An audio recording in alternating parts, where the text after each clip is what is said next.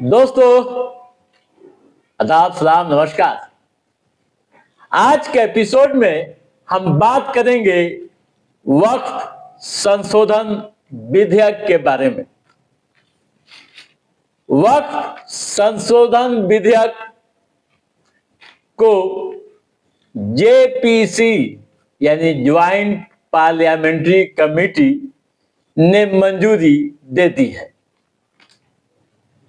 मंजूरी मिलने के बाद हर किसी के मन में यह चाह देखने को मिल रही है कि क्या है इस बिल में खास, किस तरह के किए गए हैं बदलाव।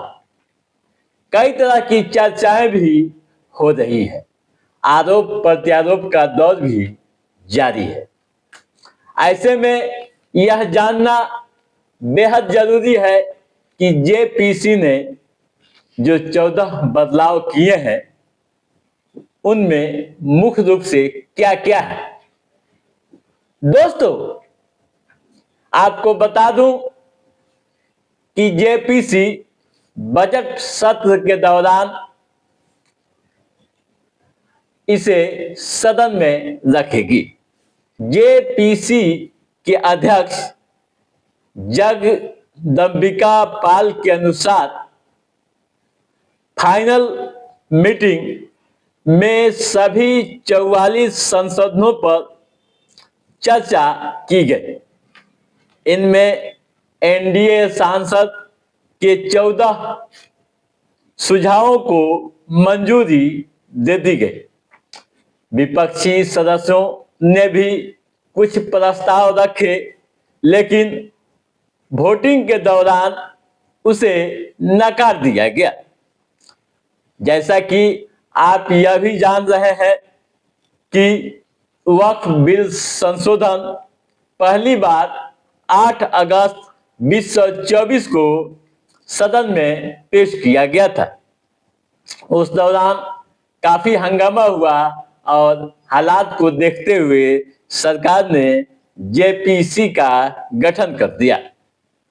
इस मामले को जेपीसी देख रही थी और सुझाव अलग अलग क्षेत्रों से प्राप्त कर रही थी।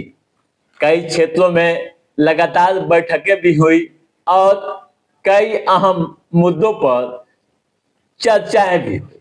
ठीक है, अब आइए सीधे हम चलते हैं, उन पॉइंट पर बात करते हैं जो बदलाव हुए हैं। दोस्तों, आज के इस एपिसोड में जो हम पॉइंट आपको बताने जा रहे हैं, आप ध्यान से सुनिएगा कि नए कानून में क्या है और पुराने कानून में क्या था।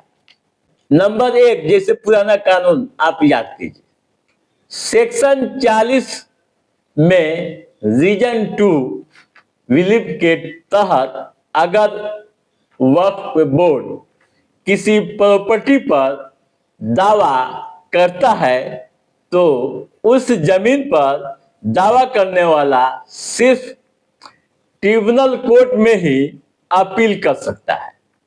ठीक है, लेकिन नए कानून में क्या है आप देखिए। अब नए प्रस्ताव जो आए हैं उसको आप समझिए। यानी नए बिल के अनुसार जमीन पर दावा करने वाला ट्रिब्यूनल के अलावा रेवेन्यू कोर्ट, सिविल कोर्ट या हाई कोर्ट में अपील कर सकता है। ठीक है, दूसरा पॉइंट, वक्फ ट्रिब्यूनल का आखिरी फैसला माना जाता रहा है। उसे चुनौती नहीं दी जा सकती है पुराने कोर्ट के अनुसार, पुराने नियम के अनुसार। लेकिन नया जो प्रस्ताव है उसके अनुसार अब वक्फ ट्रिब्यूनल के फैसले के खिलाफ हाई कोर्ट में अपील की जा सकेगी। ठीक है, तीसरा पॉइंट, पहले पुराना सुन लीजिए, उसके बाद नए पर बात करेंगे। किसी जमीन पर मस्जिद हो या उसका उपयोग इस्लामिक उद्देश्यों के लिए किया जाता हो तो वह स्वतः वक्फ की संपत्ति मानी जाती रही है।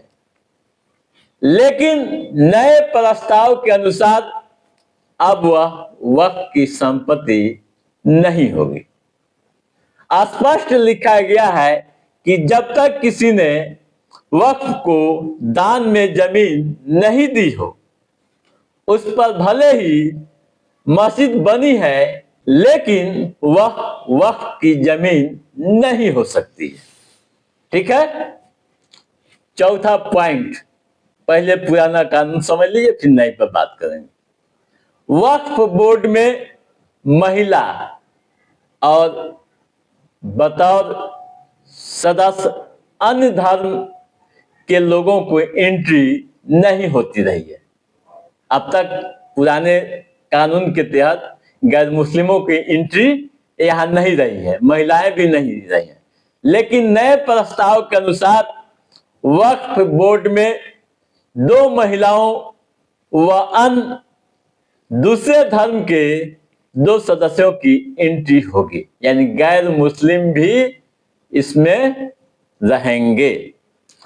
दोस्तों, अहम बात यह है कि कोई संपत्ति वक्फ की है या नहीं, इसका फैसला राज्य सरकार की ओर से नामित अधिकारी करेगा।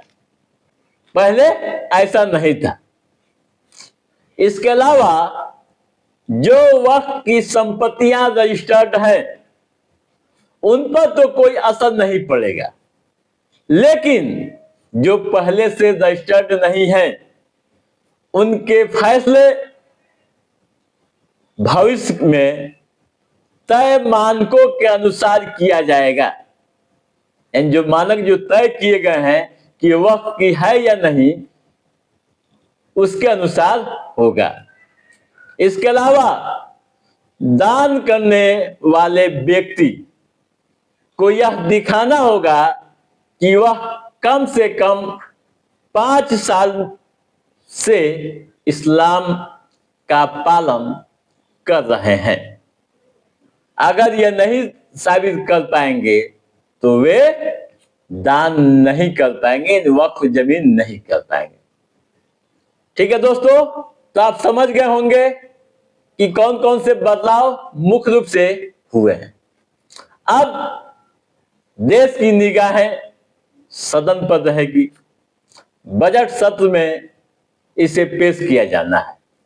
तो दोस्तों, आज के इस एपिसोड में बस इतना ही। कैसा रहा हमारा यह एपिसोड, आप लाइक और कमेंट करके हमें जरूर बताइएगा।